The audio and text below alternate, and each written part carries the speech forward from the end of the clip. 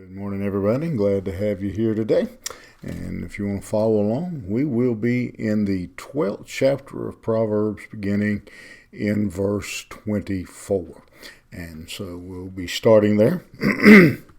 And Solomon is continuing again to compare for us and contrast the righteous life versus the wicked life. And one of the things that I think he is kind of very subtly pointing out without actually saying is the challenge of living a righteous life, a godly life, walking through the middle of a wicked world.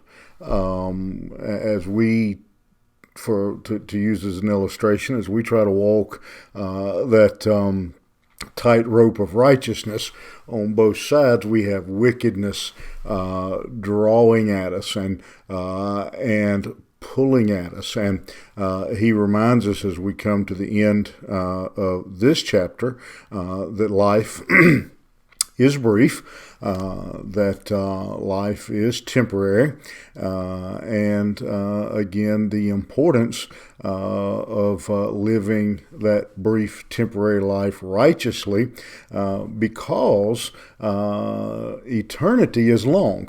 I've seen those little signs and bumper stickers that says eternity is long, don't be wrong.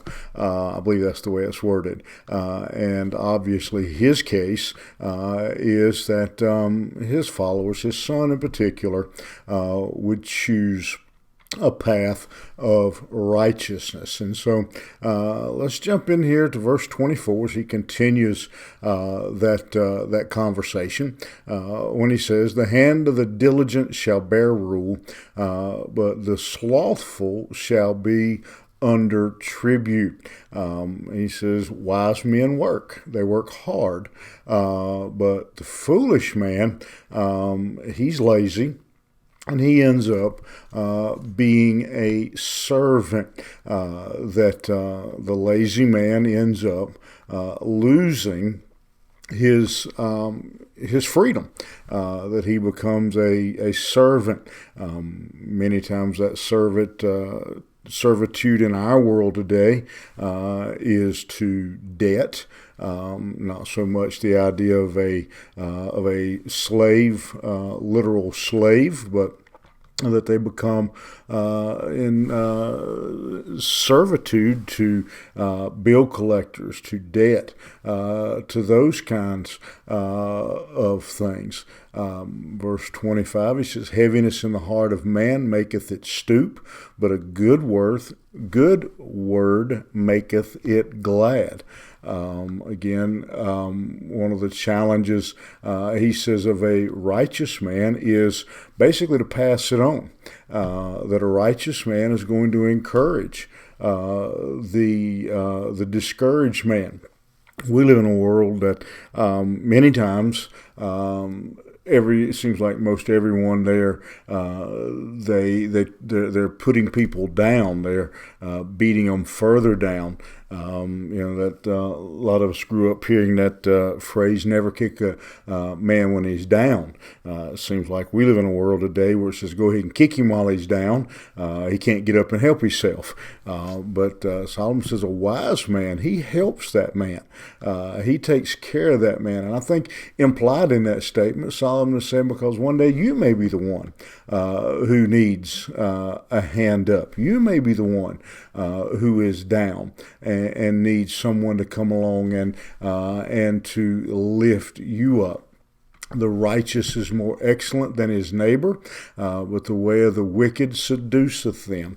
The King James statement there is a little bit hard for us to grab, that he's saying the righteous is more excellent than his neighbor. The way to really clarify that then is that second statement, the way of the wicked seduceth them.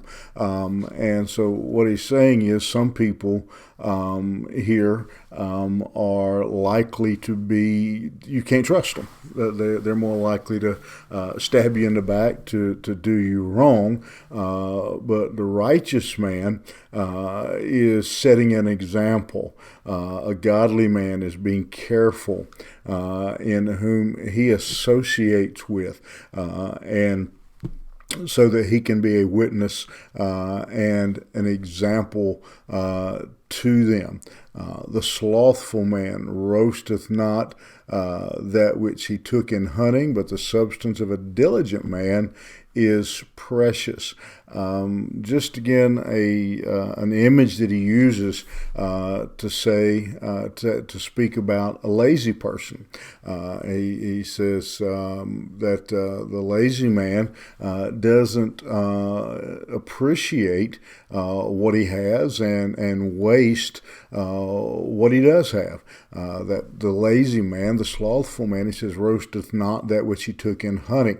And what he's saying is he goes out, he goes hunting, but then he's too lazy to be bothered to take time to cook the food, to cook the whatever it was he was able to take, and lets it go bad. Whereas what a wise man, a diligent man, his substance, what he has, it is important to him, and he takes care of those things. In the way of righteousness is life, and in the pathway thereof there is no death. This is really kind of a summary statement for everything that he has said up to this point, that righteousness leads to eternal life. He's not saying that obviously that there's no that a righteous man never dies physically, but he's talking about spiritually, that a righteous man, he will never be separated from God, never be apart from God. And what we have in these couple of verses is really just again, a picture of faithfulness, faithfulness to God, faithfulness to others, that a wise man, a righteous man is wise in his dealings and how he handles his affairs, that he is a cautious man. We live in a world, obviously, that is really the opposite of that statement.